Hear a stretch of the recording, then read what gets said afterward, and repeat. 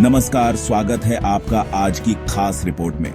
हम लेकर आए हैं उत्तर प्रदेश की 16 जनवरी 2025 की 15 सबसे बड़ी और महत्वपूर्ण खबरें। ये खबरें आपको प्रदेश की हर हलचल से रूबरू कराएंगी, जहां से सवाल उठते हैं, क्या ये व्यवस्था है, क्या ये प्रशासन है, क्या ये न्याय है, क्या ये विकास है।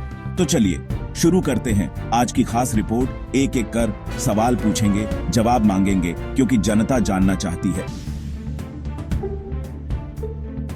प्रयागराज से एक बड़ी खबर आ रही है, जहां महाकुंभ के चलते कक्षा 1 से 8 तक के स्कूलों में अवकाश घोषित कर दिया गया है। प्रशासन का कहना है कि भीड़ और यातायात जाम की समस्या से बचने के लिए यह फैसला लिया गया है। लेकिन सवाल यह है कि बच्चों की पढ़ाई का क्या होगा? क्या उनके भविष्य के साथ खिलवाड़ किया जा रहा है? बच्चों की पढ़ाई के लिए ऑनलाइन कक्षाओं का संचालन किया जाएगा, लेकिन क्या ऑनलाइन शिक्षा वास्तविक शिक्षा का विकल्प हो सकती है? महाकुंभ में भारी संख्या में श्रद्धालुओं के आने की संभावना है और प्रशासन ने सुरक्षा और यातायात प्रबंधन के लिए विशेष व्यवस्था की है।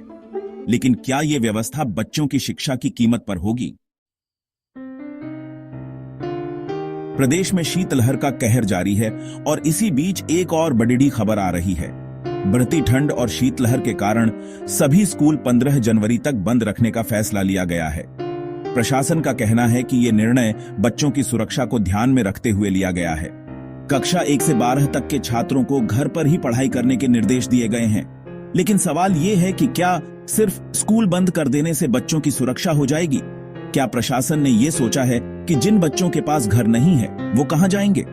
प्रशासन ने सर्दी से बचाव के लिए रैन बसेरों में विशेष इंतजाम किए हैं और अलाव और गर्म कपड़ों के वितरण की योजना भी बनाई गई है। लेकिन क्या ये इंतजाम पर्याप्त होंगे? उत्तर प्रदेश सरकार ने 2025 के सार्वजनिक अवकाशों की सूची जारी कर दी है और इस बार छुट्टियों की बरसात होने वाली है। इस सूची में 24 सामान्य अवकाश और 31 वैकल्पिक छुट्टियां शामिल हैं। होली, दिवाली और गणतंत्र दिवस जैसे प्रमुख त्योहार तो इसमें शामिल हैं ही, साथ ही कई अन्य त्योहारों के लिए भी छुट्टी घोषित की गई है।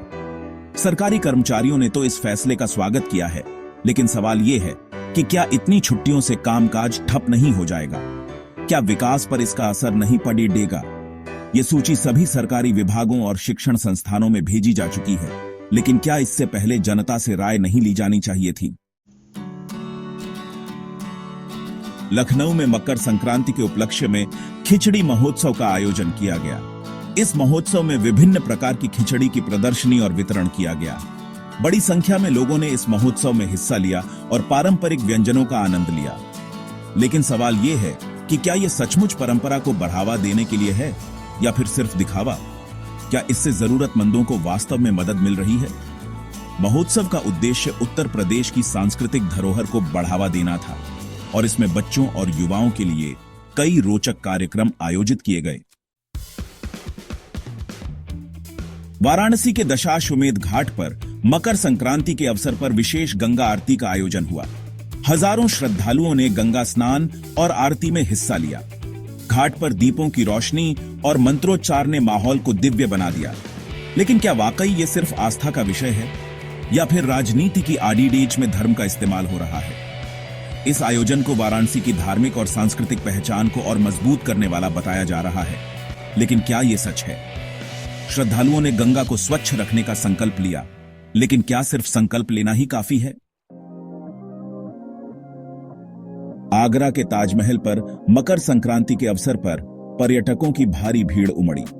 विदेशी और भारतीय पर्यटकों ने ताजमहल की सुंदरता का आनंद लिया। सुरक्षा के लिए पुलिस बल को तैनात किया गया था और इस मौके पर कई सांस्कृतिक कार्यक्रम भी आयोजित किए गए। पर्यटकों ने स्थानीय व्यंजनों का भी लुत्फ उठाया। लेकिन सवाल यह है कि क्या इतनी भीड़ ही ताजमहल के लिए खतरा नहीं बन रही है? क्या इससे इस अनमोल धरोहर के संरक्षण की अनदेखी नहीं हो रही है?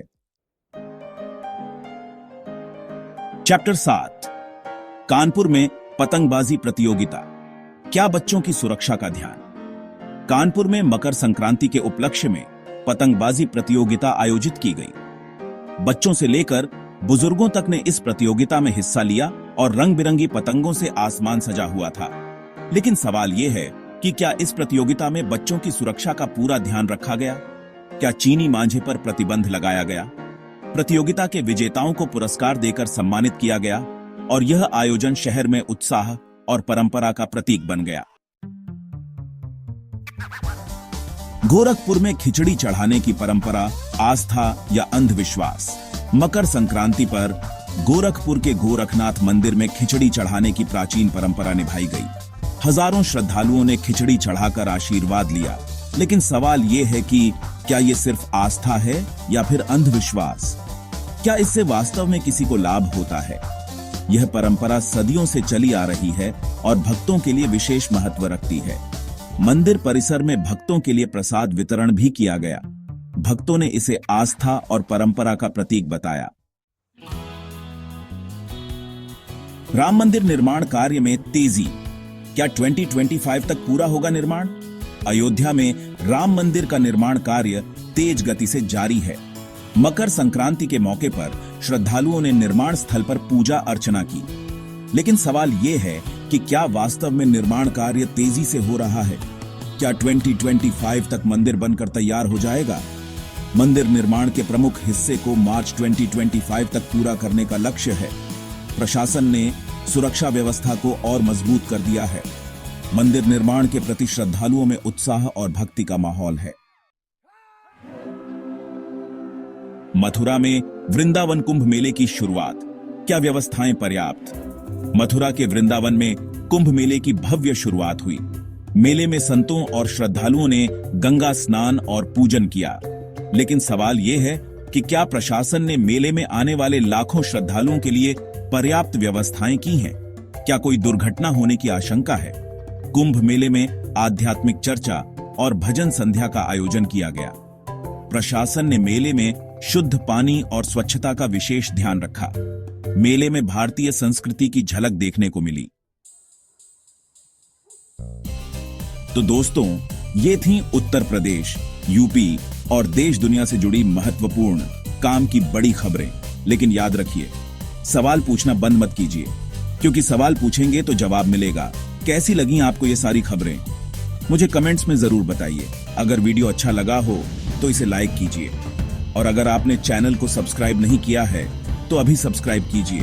साथ ही घंटी के निशान को दबाना मत भूलिएगा ताकि आपको हमारी हर नई वीडियो का नोटिफिकेशन सबसे पहले मिले। मैं फिर मिलूंगा ऐसी ही अच्छी और खास खबरों के साथ। तब तक के लिए जय श्री राम, जय हिंद, वंदे मातरम।